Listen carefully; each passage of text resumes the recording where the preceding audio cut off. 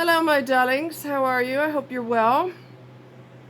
So, y'all remember I got rid of somebody the other day. I'm sorry, I'm trying to get used to the new settings on my phone. They change your settings whenever you upgrade. Not upgrade. When you put software, you update the software. They decide, whoever designed this, they decide they're going to change your phone. And you like it the way you had it, but they decided they're going to change it. So I don't like that, but you got to roll with it because you don't have a choice. So psychology is really interesting because people always reveal what's wrong with them, and we may not necessarily have a word for it. We may not have we have a description, but we don't necessarily have a word. Well, I have a word for it, the person that I got rid of. Okay, so what his problem is his mother acts like she was raised in a barn. He is the father, or so he thinks. And because she allows him to be her father, he takes that and he runs clear across the football field with it, and he thinks he's the boss of everybody, myself included. Until he got fired, and then he came to a wake-up call.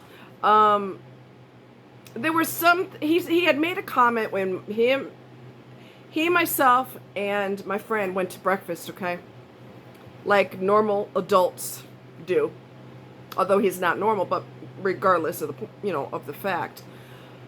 He had done something else that was very subtle but possessive, and I didn't like it, and we'll get to that in a second. He made it a point to tell my friend, I don't like nobody telling me what to do, and and he's just going on this whole macho thing that is, maybe that's cute for some women, but for women like myself who are more mature and the bad boy just ain't cute, that's not cute at all, okay? Nice try, but that's not cute. That doesn't make me go, oh my God, he's such a bad boy, and like it's totally freaking cool. No, that's not cute. So the subtle thing that he did, his mother is a loser, and I'm gonna just go there because I'm not trying to be hateful. I'm just keeping it real. She said, and we'll get to that in a minute, but she said, she told him, her son, who is basically her father, he has to keep her on a tight rope. And she said, you need to get your teeth fixed. You look like a crackhead. Well, she is extremely unattractive. I saw a picture of her and her husband. He looks like your average Joe, whatever. But she's very unattractive. Very unattractive. But let me tell you something, honey. She has cheated on her husband, her other, the other person, the person she's married to, who is like a piece of the furniture. He don't never correct his wife or anything like that. In fact, he thought she was so amazing he married her. So he's out there. But she has cheated on him numerous times. You don't have to be good looking to cheat. You just have to have open legs. She's sitting here insulting her son, and I'm not defending him because he's an asshole. We'll get to him in a minute. She's insulting her son, and when I saw her, she's very unattractive, and I'm like, you got the nerve?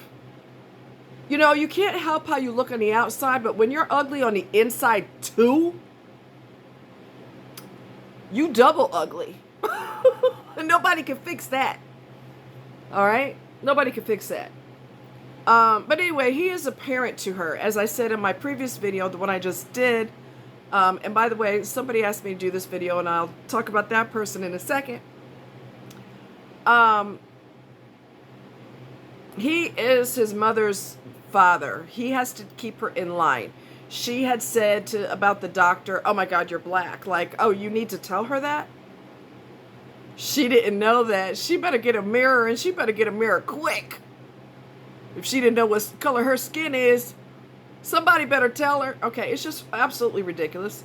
I'm not surprised. Missouri is notorious for that kind of asinine behavior. There's racism everywhere. Let's just keep it real. There's racism everywhere. However, Some places are a lot more blatant with their hatred, and that would be Missouri. So, anyway, before I get into it, I have a special friend. I hope he sees this video. I have a special friend who is in Europe. I'm not going to use his name for his privacy. However, he's a dear friend. He's a real sweetheart. I'm doing this video for you, man. When I broke my leg, he asked me all the time in my videos, how's your leg? How do you feel? Are you okay? How did you hurt yourself? You know, he even asked me when I talked to him earlier today, how's your leg doing? And, you know, recovery can be a bear. I still have some pain when the weather changes, and my dog was standing on my ankle, and I felt a twinge of pain. I'm like, yeah, I need you to quit doing that. He's not that heavy, but he's 42 pounds, and feeling half of that on my ankle just didn't feel great. So anyway, my friend, this video is dedicated to you. Thank you so much for your kindness. Thank you so much for your manners and your concern and your lack of selfishness. You're so caring about other people, and I think you're awesome, and don't you forget it. He knows what I'm talking about. Okay, so he asked me to do a video, and I'm doing a video. All right, so anyway, when you have a situation of parentification, let's talk about what that means. What that means is, and just so that I don't miss anything, I know what it means, but I want to break it down for you in a way that I don't miss anything. So, the child is put in a position where they are the parent, and this can start when a child is really young. It can happen when they're a teenager. You know, when it happens varies, but usually when the child is young, okay? And like I said, it varies depending on the situation. Like, for example, my so-called mother, she tried to make my brother, well, she tried to make him a pseudo-husband, and she tried to put him in charge of the house. He's a child, and he was a thug on top of that. So you're giving the bank robber the keys to the vault. It made no sense, but it wasn't really parentification. She just fed his ego by telling him, you know, you're the man now. You're the man of the house now. He don't have ne'er job the first. He ain't got no peach fuzz on his face. Okay, he ain't never cut the grass, take out the trash, or nothing else. He sits on his behind and does nothing. And you think that's a man? Okay. Parentification is different, though, in a sense of, you know, the parents may get a divorce, for example, and let's say it's a mother to her daughter. It doesn't matter the gender of the child. Parentification can happen with a male or female. It doesn't matter which. Let's just pretend it's a son. The mother got divorced. She turns the son into her personal therapist. I want you to, every time I have a problem, I need to vent to you. I want you to give me advice on what I should do. I want you to protect me. Make sure that I do everything I'm supposed to do. So the roles are reversed. If you look at all the things a parent does, the parent makes the child do it. You're my therapist, you're my coach, you're my, you know, you make sure the bills are paid and the house is clean and the dishes are washed, the floor is swept, the garbage is taken out, you know. You're my ear in my arms to lean on when I have no one else to talk to. What should I do? You know, me and your dad got divorced and I'm just devastated. What should I do? Should I eventually date? What should I do? That is not a position of a child to do that, to be put in a position of an adult. So let's break it down even more. In most cases of parentification, and again, that word is so fancy, but basically means you take the child and you put them in a role of a parent. So the parent is now the child and the child is the parent. The child is being treated like they are an adult, okay? So these are the situations in which this is likely to happen. And it's very abusive and it's very neglectful to the child. And it has some very serious long-term effects, so we'll get into that too. Oh, what I was going to say, and I'm interrupting my own self. One of the subtle, not so subtle things that the other person that I just got rid of, we were sitting at the table and So my friend was across from me, who's a guy, and Wayne, his real name, he was sitting right next to me here. We had just met. We're still strangers to each other. A few conversations doesn't make you buddies, okay? I just met you, okay? He's sitting, like, let's pretend this is me. I don't know how good of a job I'm going to do. This is me. And he's kind of sitting close to me like this, talking to my friend. Almost like a helicopter hovering over me. It was kind of like nonverbals to my friend. She's mine, so don't even get ideas. He even told me I'm his girlfriend, which in my mind I'm not. And he goes, I said, what do you mean girlfriend? What are you talking about? Oh, well, you're a girl and you're my friend. But see, he was trying to stake his territory. And when you're sitting that close to somebody and you're kind of leaned into them like that, that's a very possessive type of thing. Now, if you've been a couple for like, I don't know, a year, 2 years, 3 years, you might want to sit real close to, you know. But he was doing it in a like he's staking his claim. Like, she's mine, so don't even think you're gonna creep in on this. Me and him not on that page anyway, bro. Chill. Anyway, I didn't like it. It was very uncomfortable for me because he was too close to my personal space, and it was warm that day, and I don't like people all up in my face like that. So I kind of leaned forward. And then he'd back off a little bit, and then later on he'd do that again. He like kind of hovering over me, and it's like, don't smother me. I don't like that. Ew. All right. Anyway, parentification, which is what he has with his mother, because she is a ghetto, a ghetto trash type of individual. She's ghetto, and I wouldn't have no problem telling her off. So it's probably better that I got rid of him and we parted ways, because I would have eventually told her off. You gonna insult me and you don't really want to go there.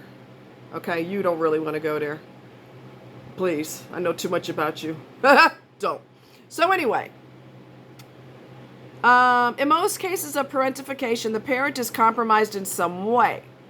Hence, it is more likely to occur when a parent has an alcohol or substance abuse disorder, is disabled or has a serious medical condition, does not have sufficient emotional support from other adults, experienced neglect or abuse as a child, or suffers from mental illness. So it could be any of these scenarios which are typical to turn your child into a parent, and then the parent is the child. Okay? Moreover, financial hardship, divorce, or the illness of a sibling can also create conditions that may lead to parentification also. By the way, this is on newportacademy.com, and it's called Parentification, Impact on Mental Health. And I will try to put that in the description bar, and if I forget, let me just do it one more time. newportacademy.com, and it's called Parentification, Impact on Mental Health. Okay, so let's break it down even more. There are two types of parentification, okay? One is instrumental and one is emotional. In addition, it can be parent-focused or sibling-focused. Parent-focused parentification describes caregiving directed toward the parent or primary caregiver. Sibling-focused parentification indicates that the child or teen has taken a caregiving role towards a sibling or siblings. In cases of instrumental parentification, children take on practical responsibilities such as taking care of siblings or other relatives because a parent is unable to, assuming household duties such as cleaning, cooking, and grocery shopping, paying bills and attending to other household tasks, serving as a translator in families where the parent does not speak the primary language of their resident country. So these are all examples of instrumental parentification, okay? Which is leaning more towards actively doing what the parent would do. The shopping, the paying the bills, the doing the chores, taking care of your siblings. And you're too you're too young to take care of yourself, but they're going to put you in an adult role, so you're going to be a mom, and you're only 8 years old, okay? So that's an example of parentification, all right? Emotional parentification involves a child listening to a parent talk about their problems, offering advice to a parent, mediating between a parent and another family member, serving as a confidant for their parent, providing emotional comfort and support to a parent. So this is emotional parentification, okay? The parent's like, I just got a divorce, what should I do? I'm so upset that your dad left. Your dad was a total jerk, and I don't know what I should do. Should I go dating? How long should I wait before I date? Your child is a child. You don't ask your children grown-up things. But in a case of parentification, that's exactly what they do, okay? Yeah. So what is the difference between parentification and healthy communication, okay? It's not always a bad thing for a parent to talk to a child or a teen about what they're feeling in age-appropriate ways. In fact, kids may feel confused or blame themselves if they know a parent is unhappy but don't understand what's making them sad. But the parent should not look to the child for help in coping with their emotions, okay? So you don't ask your child, should I date or should I wait? I mean, we just got divorced last week. I don't really know what to do. What would you do if you were a grown-up? Well, they're not a grown-up, okay? You're robbing them of their childhood when you put them in an adult position, and they're not an adult, okay? Furthermore, it's fine for kids to help out around the house or care for younger siblings sometimes, or even for a parent if they are briefly unwell. In fact, taking on family responsibilities in appropriate measure can give a child a sense of satisfaction and competence. However, okay, helping out at home should not be at the expense of a child's or teen's emotional or physical health, nor should it disrupt their academic studies, peer relationships, or the other work of growing up.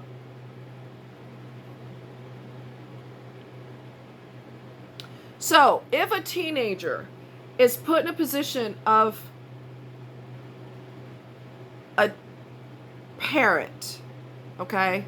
If a teenager is put in a position of a parent, this is what can happen as a result, and often happens as a result, okay? Anxiety, particularly regarding caring for others.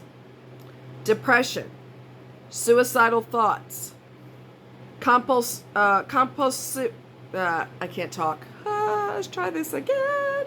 Compulsively overworking in order to fulfill responsibilities at school and at home. Feelings of guilt and shame. Unrelenting worry. Social isolation. Physical symptoms of anxiety and depression, such as stomach aches, headaches, etc. Okay? Long-term effects of parentification. Now, this is the effect that happens to the adult who their childhood was robbed of being a normal child, and they were put in a parent/adult role. This is the long-term effects that happened to them, which is what happened to Wayne. Okay? Because I could see it through his actions, through his behavior. To me, it was obvious. I just couldn't put a word on it. I mean, I knew he was his mother's dad, even though he's technically her son, but I didn't really discover the terminology for it, although I had heard it before, if any of that makes sense, okay? keeping an eye on my kid. He and I had war today. I'm talking about my dog because he's got an anger issue. Some dogs are genetically predisposed to being angry, and one thing I'm not going to tolerate from him is showing your teeth to me. When you get mad, you don't get your way, especially when you don't show your teeth to me, period. Okay, so we had war today. I pinned him down, and he moaned and groaned and he did all of that. He sounded like he was being cut up with a chainsaw because he didn't like me taking the reins and being the boss. One day he's going to realize I am the freaking boss, okay? And I'm not saying that in a cocky way. I'm just saying I'm the leader of the pack, and there cannot be two leaders. Not in my situation. There might be two leaders in the wild, but there will not be two leaders so far as this situation goes. So yeah, we had war today. Knock him clean out. Anyway, so some of the issues that adults go through: inability to trust others. What? Inability to trust others. He did not trust that I was just friends with my friend. He assumed that because we have body parts that could fit together, we're automatically putting them together. A lot of people they don't comprehend that you can be just friends with someone of the opposite gender. I know that's a shock. Come on. Let's use our brains, people. Not everybody is doing it, okay? Please. Anyway, involvement in violent or otherwise unhealthy relationships. I don't know if he's prone to violence, but I know that he has a history of unhealthy relationships. He has a tendency to come off like I am the king, I'm the chief, the chief Indian, and everybody should follow me. And I discovered that in a short span of time, and my friend picked up on it in a short span of time also. Inappropriate sense of entitlement or authority. What? Let's say that again. Inappropriate sense of entitlement or authority. There you go. I have a right. On the first meeting, I have the right to talk about your boobs. I have a right to talk about any other body part because I am chief. I'm the chief. I'm the boss. Nobody tests me. Nobody plays with me. Nobody tells me what to do, which he made that comment also. But he think he has the right to tell everybody else what to do. Delusional, in addition to all of that. Difficulty functioning independently. He's very addicted to his family. Very, very addicted to his family. He cannot, I don't think he could live in his own house by himself and stay there for weeks or months on his own. He has to always interact with other people, so that makes sense. Cannot function independently. Higher chance of chronic physical illness. Do you really want me to go there? Okay, we'll go back to that in a second. Greater risk of anxiety, depression, substance use disorders, and eating disorders. All right, I don't know about any of those. Probably anxiety and depression. He has a higher chance of chronic physical illness. He has so many things wrong with him that 50-something years old, you should not be that broken down. Okay? He does not care about his body at all. He doesn't care about his safety at all. He has broken his legs on multiple occasions. Okay? So he broke his legs back when, and then he recently broke both of his legs again. His arm looks like it has gone through a meat grinder. And I said, what happened to your arm? And he said, what did he say? Oh, I was working on my boat. I probably need to wear like long sleeves or something. I'll make sure he's not doing the wrong thing. I'm talking about my kid, the pupper. His arm looks like it went through a meat grinder. He blames it on working on a boat. I don't think that has anything to do with it. It just looks like, I don't think he's connected to his body at all. He's not aware of his physical safety. I don't think he gives a rat's ass about his body whatsoever. He's prone to breaking his bones. He's prone to ripping his body to shreds, and he acts like he doesn't comprehend that I should probably be more careful with my body. There's a disconnect there. Most of us would know, I want to go to the store, but I probably should wait till the storm slows down because I don't want to get wrapped around a telephone pole because it's raining so hard that I can't see the road. It wouldn't dawn on him that he shouldn't do that because it's dangerous. He's completely disconnected from his body that way, which makes no sense. It's very weird to me. Very, very casual and lackadaisical about his safety. So, it's broken his bones on multiple occasions. He has congestive heart failure, which is insane to be that young and have that issue. I'm not saying it can't happen, it can, but my God, really? He has diabetes on top of that. Takes a long time to heal. He bleeds like a hemophiliac, which is a person who, when they get cut, they bleed and they bleed and they bleed and they bleed. I asked him if he was on Coumadin, which is a medicine that will thin your blood, and he said he was not on a blood thinner. It just doesn't make any sense that he's that age and has a multitude of all these health problems. But when you look at how stress will tear your body to pieces, and being an adult when you're a child, which is probably when all this crap started, the stress just builds and builds and builds and builds, and then your body starts to break down. This is any situation of high stress. An abusive relationship, a parent died, you lost a child, God forbid you lost a child. Someone you love was killed in a car accident. Just there could be any stressors that can put your body at risk for serious issues. All right? In addition to that, let me see. Was it this one, this page, or another page? Also, extreme stress can reduce the size, shrink the hippocampus, which is in your brain. It's deep inside your brain, okay? Deep inside there. So, if this is, let's see, how could I describe? This is your brain. Let's just pretend this is your brain, right? We cut into it and we look deep inside here, like probably right in here, deep inside the middle part of your brain, or right at the, it's hard to describe where it's at.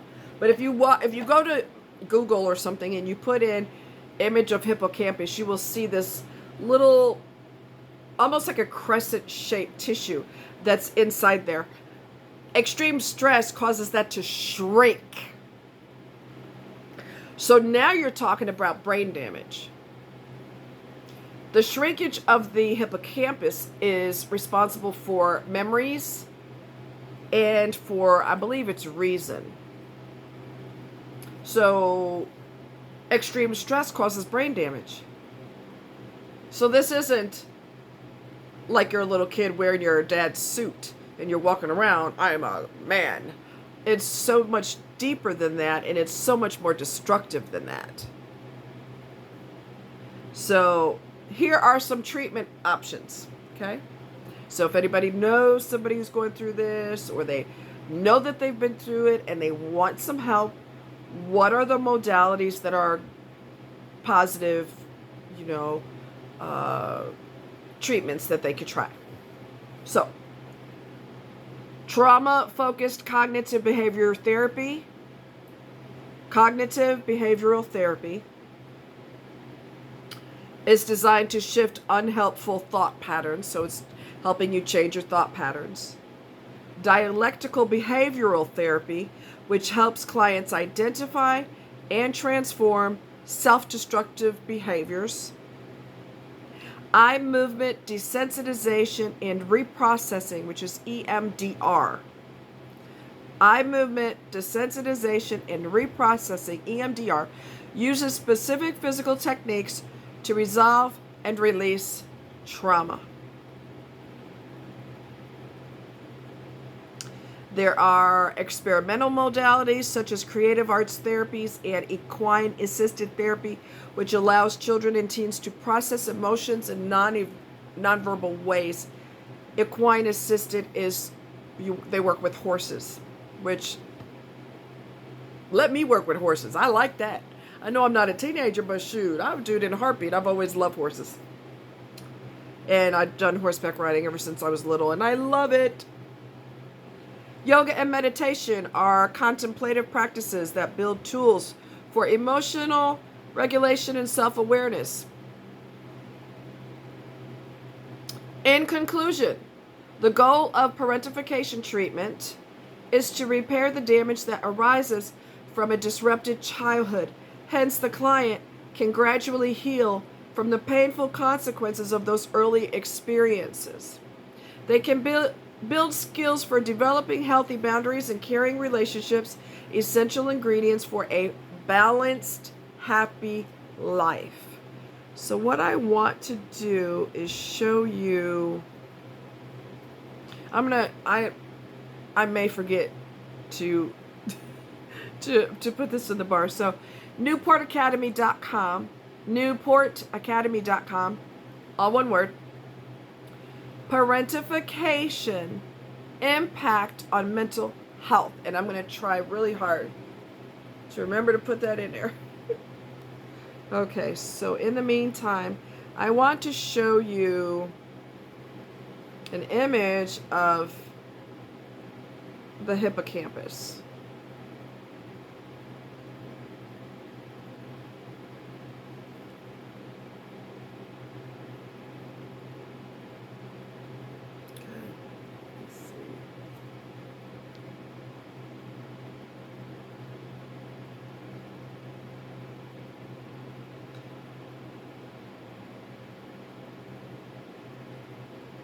So hippocampus is responsible for memory and navigation.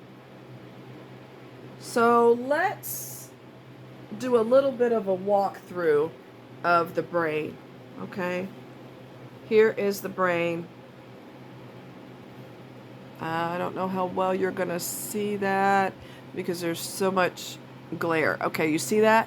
I'm not going to go over the whole thing because it's really hard to show you, but this area right here, this little red area, okay, that is the hippocampus, and it is responsible for memory and navigation. So just Google, what did I Google? Image of hippocampus, which is HIPPOCAMPUS.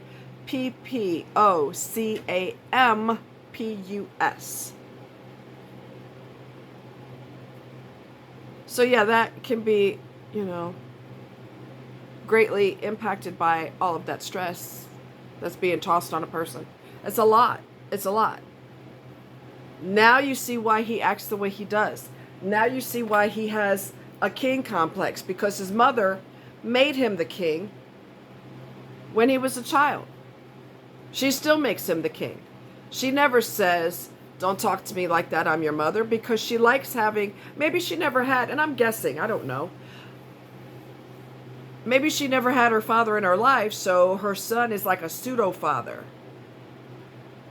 But his ego is so massive as a result, in addition to his body is tearing down. How his wife lasted for 36 years with him, I don't know. I wouldn't last 36 days with him. All right? They had 2 kids, and she put up with his king behavior. I'm the king of the world. She put up with that crap for 36 years. Girl, you're a better woman than me, because there is no way in hell. You cannot pay me to be with somebody like that for 36 years. We wouldn't even make it 1 year, 6 months, 36 days. We would never, ever make it that long. Just letting you know. So hopefully this information was helpful to you and helps you understand. Lighting isn't the best. I apologize. I should have put the other light on too. What can I say? As long as y'all can see me and hear me, I think we're good. All right, so you guys have a good one. And to my special friend in Europe, this one's for you. You guys take care. To all of you who watch my videos and support me, I appreciate you. Thank you so very much. You are special. Do not forget that. Okay? All right, I'll come find you. You better remember how special you are. I'll come get you. You guys be safe. Don't text and drive. There's nothing on your phone. Let me repeat that. There's nothing on your phone worth dying for. All right? You guys take care. Bye-bye.